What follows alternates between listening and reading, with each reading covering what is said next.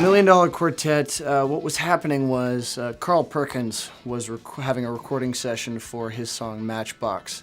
And Jerry Lee, who had really just kind of signed on with Sun Records at the time, he had just turned 21, he was going to be the background accompanist piano player for Matchbox. So Elvis Presley called Sun Records, called Sam and said, you know, surprise, I'm in town. That he then, I believe, called Johnny Cash, who was already in town, around town, and said, can you please come over here, you know, being the savvy businessman that Sam Phillips is. Me and my dad stayed in this motel last night.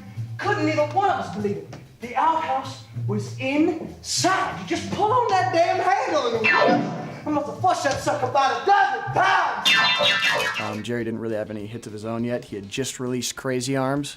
And really just what happened was the four guys all just kind of acted like brothers, you know what I mean? It was a very nonchalant little jam session, most of which they didn't really even realize they were being recorded. It was really cool to be able to just, because you can listen to it, you can hear them just being boys, you know what I mean? Because when you boil it down to who they are and where they came from, they're just ordinary guys who are very, very talented and skilled musicians, you know.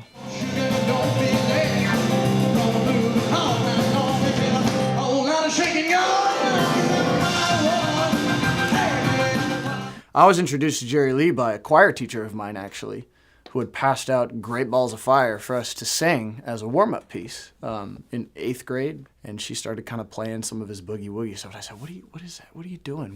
How do you do that?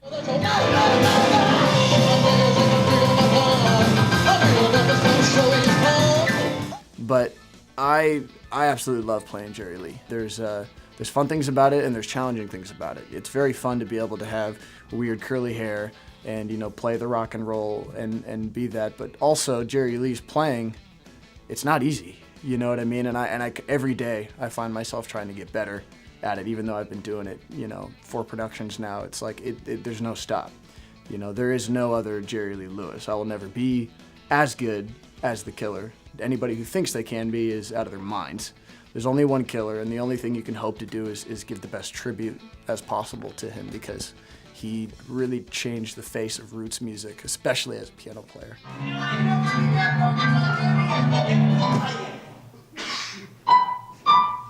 You don't have to have this big backstory. You don't have to say, oh, well, that makes sense and that makes sense. That means it's good music. No, you feel it. The second you hear it and it shakes your bones, you know, and it's really nice to know that you've got it right when everybody in the audience is sharing the same feeling, whether they're 6 years old or 60 years old.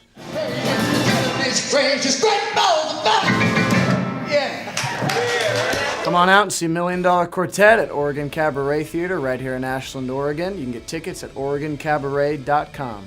My name is Jerry Lee Lewis, and I'm signing off. Yee!